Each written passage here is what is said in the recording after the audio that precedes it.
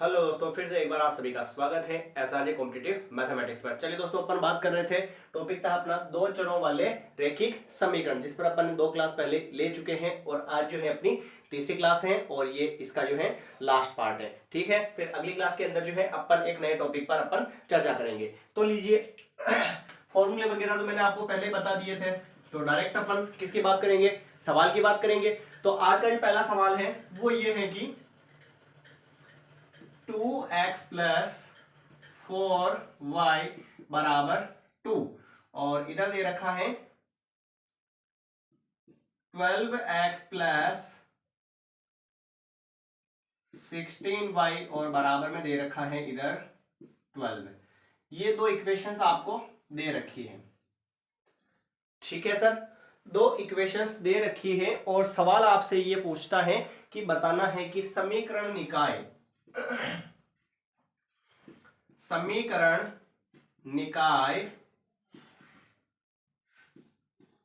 संगत है या असंगत।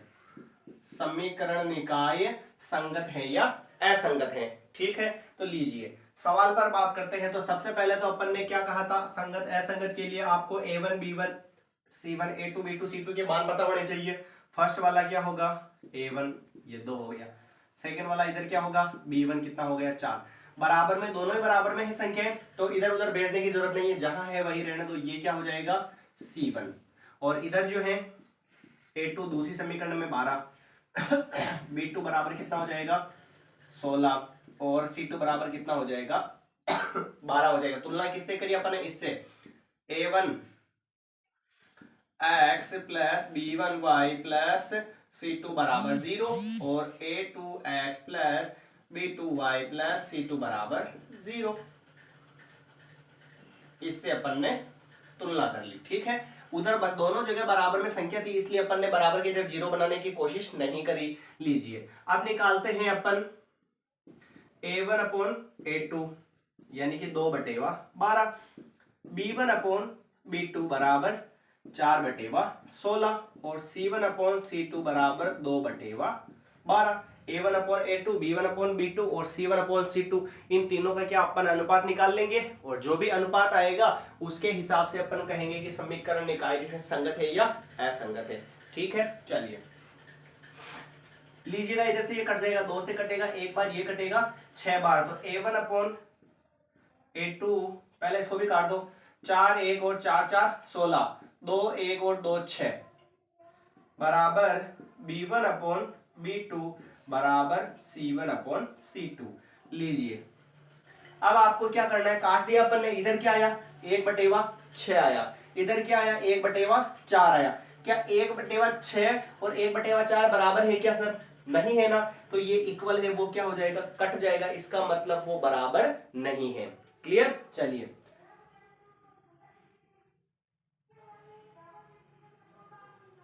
फिर b1 upon b2, b1 upon b2 का मान 1/4 है और c1 अपॉन c2 का मान 1/6 है।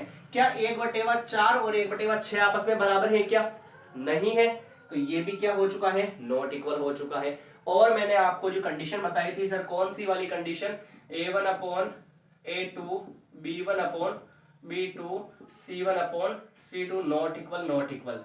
अगर दोनों नॉट इक्वल हो तो कंडीशन क्या होती है सर, संगत होती है। और इनमें से कोई सा ही मान आपस में बराबर नहीं है, तो सारे नॉट इक्वल है और सारे नॉट इक्वल है, इसका मतलब समीकरण निकाय क्या हो चुका है, संगत हो चुका है। ठीक है, अब आपको अगर समझ में आ गया ना, फिर इतना लंबा प्रोसेस करने की जरूरत नहीं है, डायरेक्ट अपन जो है बटेवा वाली स्टेप निकालेंगे। कैसे, अगले सवाल में आप देखिएगा। मान निकालना तो सीख गए ना, a1 b1 c1, a2 b2 और c2। ठीक है, चलिए इसका सेकंड वाला जो सवाल है, अब इसको इतना लंबा सोल्व करने की कोई जरूरत नहीं है, डायरेक्ट अपन मान रखेंगे इसके अंदर और अपना उत्तर जो है आ जाएगा। देखिएगा ध्यान से, लीजिए ये खत्म हो गया,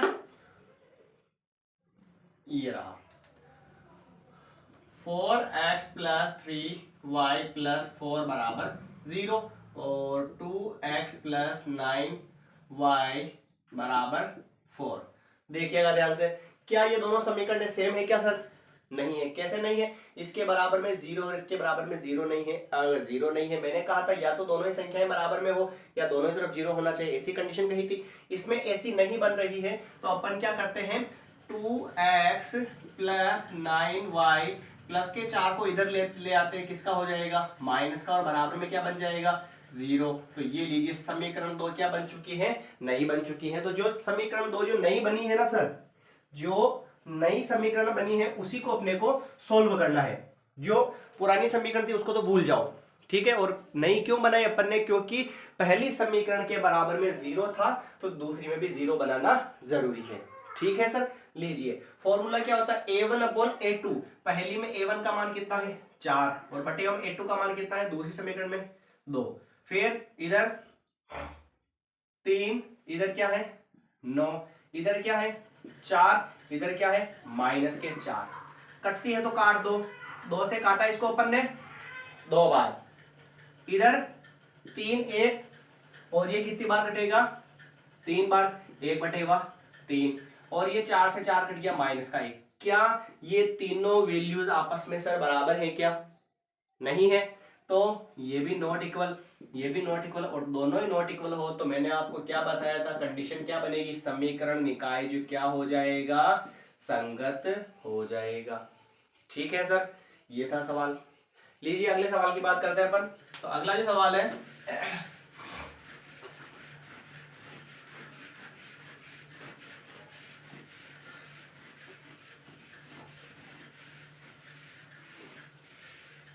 हाँ जी, अगला सवाल है 4x प्लस 3y प्लस 9 बराबर 0 और 2x प्लस ky और प्लस का 2 बराबर 0, और यहां पर मैं k माइनस 1 कर दूं। ये है क्वेश्चन, और सवाल कह रहा है इसकी क्या है, अनंत हल है तो के का मान निकालना है। अगर अनंत हल दे रखे हैं हमें इस सवाल में, तो हमें जो है इस सवाल के अंदर जो है के का मान जो है सर फाइंड करना है। कोई दिक्कत नहीं, के का मान भी आ जाएगा। कैसे आएगा देखिएगा,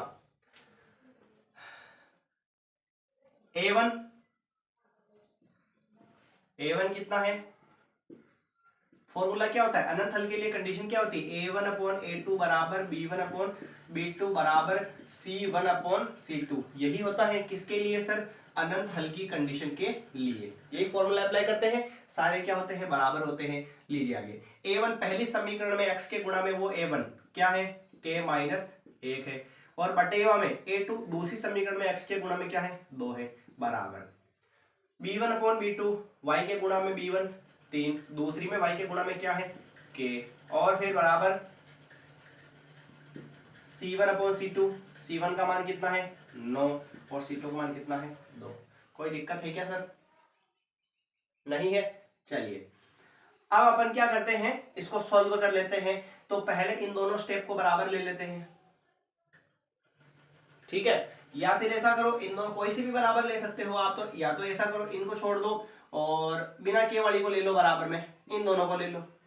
एक में के आ रहा है, एक में के नहीं आ रहा है, दोनों को बराबर ले लो तो क्या हो जाएगा, 3/k बराबर 9/2। 3/k और बराबर में क्या आ जाएगा, 9/2 आ जाएगा। और फिर आगे वज्र गुणा करवा लो तो 2 × 3 कितना हो जाएगा, 6, k × 9 कितना हो जाएगा, 9k हो जाएगा। k का मान हमें निकालना है सर, तो इंटू वाला 9 कहाँ चला जाएगा, बटेवा में, ये 6/9 और बराबर क्या हो चुका है, k हो चुका है। कोई दिक्कत है क्या सर इसके अंदर, नहीं है।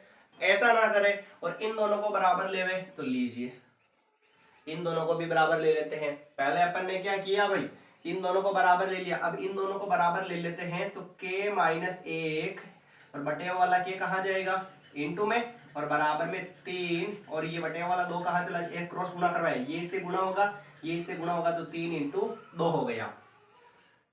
k × k तो k² माइनस k × 1 k, और बराबर में क्या आएगा, 3 × 2 6, k² माइनस k प्लस का 6 आ जाएगा इधर माइनस में, और बराबर में क्या आ गया, 0, यानी कि k स्क्वायर माइनस 6 और बराबर में क्या आ चुका है, 0 आ चुका है। ये एक द्विघात इक्वेशन बन चुकी है। और अगर द्विघात इक्वेशन जो है आपने पहले अगर सॉल्व करना सीखा है तो आपको ये सवाल आगे आ जाएगा।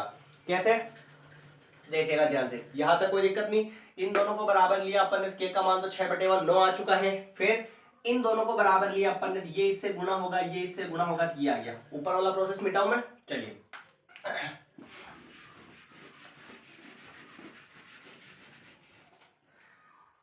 तो इक्वेशन क्या बनी अपनी, k स्क्वायर माइनस के और प्लस का 6 इधर आएगा, किसका हो जाएगा, माइनस का, बराबर क्या आ जाएगा, 0। अब देखना ध्यान से, k का मान कैसे निकालेंगे अपन। k का मान अपन कैसे निकालेंगे, देखिएगा। द्विघात जो समीकरण होती है उसमें क्या तरीका लगता है, फर्स्ट वाली को लास्ट वाली से गुणा करवाओ। तो इधर 1 है और इधर क्या है, 6। 1 इंटू 6 क्या हो जाएगा, 6। 6 के गुणनखंड क्या होते हैं, 3 इंटू 2। क्या 3 में से 2 जाएगा तो 1 आएगा या नहीं आएगा, आ जाएगा। 3 में से 2 जाएगा तो 1 आ जाएगा। और हमें जो है फर्स्ट वाली संख्या को लास्ट वाली से गुणा करवाने के बाद जो भी संख्या आती है ना, उसके आपको क्या निकालने हैं, वापस अभाज्य गुणनखंड निकालने हैं। तो ये आ गए 3 इंटू 2। अब जो है 3 और 2 को जो है आपको ऐसे सेट करना है, 3 और 2 को ऐसे सेट करना है कि घटाने या जोड़ने पर जो है बीच वाली संख्या आ जाए। बीच में कुछ नहीं है तो क्या मान लो, 1 मान लो, ठीक है। तो यानी कि 3 में से आपको 2 घटाएंगे तो क्या बचेगा, 1 बचेगा।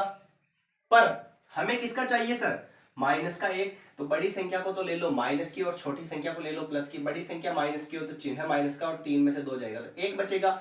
जो गुणनखंड अपन ने सेट करे हैं वही यहाँ पर बीच में आएंगे। कैसे देखना, 1 लिखना जरूरी नहीं है, केवल समझने के लिए माना था। k स्क्वायर बीच वाला हटेगा, उसकी जगह माइनस का 3k और प्लस का 2 उसके साथ में भी k, लास्ट वाली संख्या की और ये 0। दोनों में से k बाहर निकला, k की घात 2 में से 1 k निकालेंगे तो क्या बचेगा, 1 k बच जाएगा। माइनस ये माइनस k निकाल लिया तो क्या बचा, 3 बचा। 2 और 2 दोनों में 2 का भाग जाता है तो 2 कॉमन लिया, आगे कुछ नहीं है तो क्या मान लिया, प्लस मान लिया। 2 कॉमन लिया सर तो यहाँ पे क्या बचा, k बचा, माइनस ये माइनस और भाग लगाया, 6 में कितनी बार जाएगा, 3 बार, और बराबर में क्या आ गया, 0। कोष्टक वाली संख्या सेम है तो ये जो है एक बार कॉमन ले लो और k बचा इधर और प्लस का क्या बचा, 2 बचा, और बराबर में क्या आ जाएगा, 0 आ जाएगा। 2 केस बनते हैं सर, एक तो बनेगा इसका k माइनस 3 बराबर 0 और एक बनेगा k प्लस 2 बराबर 0। इसको अलग 0 के बराबर, इसको अलग 0 के बराबर। k माइनस का 3 उधर जाएगा तो किसका हो जाएगा, प्लस का, और प्लस का 2 उधर जाएगा, किसका हो जाएगा, माइनस का। ठीक है, तो यानी कि ये जो द्विघात समीकरण बनी थी उसको अपन ने कैसे सोल्व किया, उसके लिए जो है अभाज्य जो गुणनखंड विधि होती है द्विघात समीकरण की, वो अपन ने यहाँ पर अप्लाई कर दी। ठीक है, और फिर इससे जो है 2 केस बन जाते हैं। और 2 केस बने, कैसे बने, फर्स्ट वाली को लास्ट वाली से गुणा करवाया, 6 आया, 6 का गुणनखंड निकाला, 3 इंटू 2 आया। और जो भी गुणनखंड आते हैं उसको जोड़ने या घटाने पर बीच वाली संख्या 1 आनी चाहिए। तो बड़ी संख्या माइनस की और छोटी संख्या प्लस के लिए तो माइनस का 1 आ गया। ठीक है, और फिर बीच वाली जो संख्या है वो हट जाएगी और उसकी जगह क्या आ जाएंगे, वो गुणनखंड आ जाएंगे। फिर 4 स्टेप बनेगी, पहली 2 में से कॉमन ले लो, लास्ट की 2 में से कॉमन ले लो, और 2 केस बन जाएंगे दोनों कोष्टक वाली के। दोनों को 0 को बराबर रखना है और दोनों में से k का मान आ जाएगा। ठीक है, अगला जो सवाल है उस पर अपन बात करते हैं। तो 23x minus 29y, 23x minus 29y,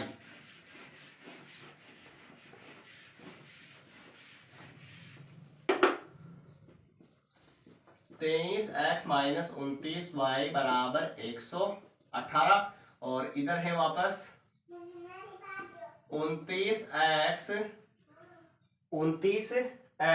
minus 23y minus 23y, इधर जो है यहां पर जो है 110 और इधर है 98, 110 और ये 98।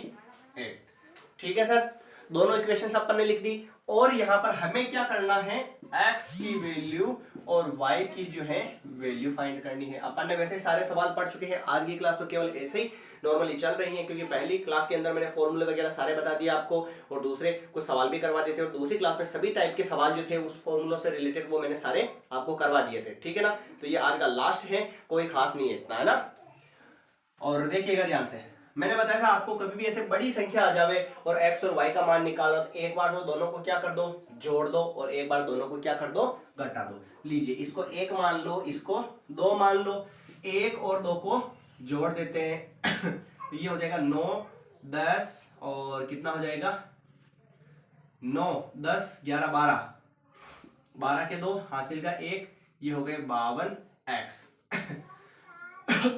माइनस वाली संख्या भी जुड़ जाएगी प्लस में, क्योंकि दोनों संख्या माइनस की हो तो चिन्ह माइनस का संख्या जुड़ती है, तो ये भी हो जाएगा 52x। सॉरी यहाँ पे क्या चल रहा है, y चल रहा है, x x वाली अलग जुड़ गई, y y वाली अलग जुड़ गई, माइनस का माइनस आ गया, इधर भी संख्या को जोड़ दो तो ये हो जाएगा बराबर में 8, 10 का 0 हासिल का 1 और ये 208 हो गया। लीजिए ये जोड़ने पर आया, सभी में 52 का भाग जाएगा, x बार माइनस y बार और बराबर में 4 बार, ये बन चुकी है एक नई इक्वेशन जोड़ने पर। अब घटाते हैं तो देखिएगा बड़ी में से छोटी को घटा दो, 110 बड़ा है या नहीं है ना, तो बड़ी में से छोटी को घटा दो, और नहीं घटाओ वैसे तो भी चलेगा, कोई बात नहीं, चलिए, पर बड़ी में से छोटी को घटा दो, सुविधा रहेगी। कैसे देखना, 29x में से 23x जाएगा, बड़ी कौन सी है, ये वाली मान रहे हैं, तो 29x में से जो है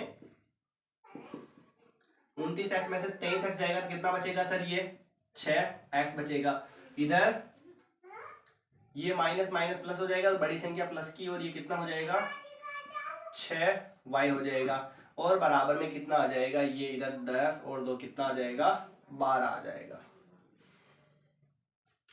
इसमें से इसको घटा रहे हैं तो माइनस लगेगा ना यहाँ पे, तो एक माइनस पहले ही था और फॉर्मूला भी माइनस का है, तो माइनस माइनस क्या बन चुका है प्लस, और इधर भी ये माइनस बड़ी संख्या प्लस की 10 110 और ये हो चुके हैं 12, 6 से 2 तीनों कट रहे हैं, x प्लस y और बराबर 6 2 12, दो इक्वेशंस बन चुकी हैं सर, ठीक है। और दोनों इक्वेशंस जो बनी है, इन दोनों इक्वेशंस को सॉल्व करने के लिए अपन क्या करेंगे कि इस वाली को पास में लिख दो, तो ये लिखा x माइनस वाई बराबर 4 और x प्लस वाई बराबर क्या है 2। दोनों इक्वेशंस को अपन ने क्या किया सर, पास में लिख दिया। अब काट देते हैं, y से तो y कट गया तो क्या बचा, x और x कितना हो जाएगा 2x हो जाएगा, और 4 और 2 कितने हो गए 6 हो गए। काटा इसको इससे तो x बराबर कितना हो गया 3 हो गया, x का मान 3 आ गया। आप अपनी इच्छा हो जो समीकरण में रख दो, जैसे कि यहाँ पे रखते हैं अपन x का मान 3 प्लस y का y बराबर 2, तो y बराबर 2 प्लस का 3 उधर जाएगा तो माइनस में चला जाएगा, तो y बराबर कितना आ चुका है, बड़ी संख्या माइनस की, माइनस 3 में से 2 जाएगा, कितना बचेगा सर, ये 1 बचेगा।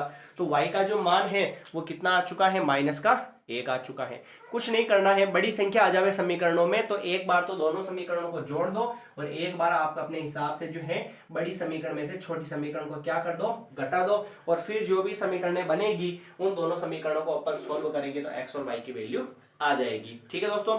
तो ये जो है आज का जो अपना तीनों क्लासों का जो टॉपिक पूरा 2 चरों वाला जो रेखिक समीकरण है वो एकदम बिल्कुल कंप्लीट हो चुका है। उम्मीद करता हूँ आपको अच्छे से समझ में आया होगा, और आपको ये अच्छे से, अगर नई क्लास देखी आपने तो पिछली वाली सारी क्लासेस जरूर देखे, और आपको उम्मीद करता हूँ अच्छे समझ में आ जाएगा, ठीक है दोस्तों। मिलते हैं अगली क्लास के अंदर नए टॉपिक के साथ, धन्यवाद।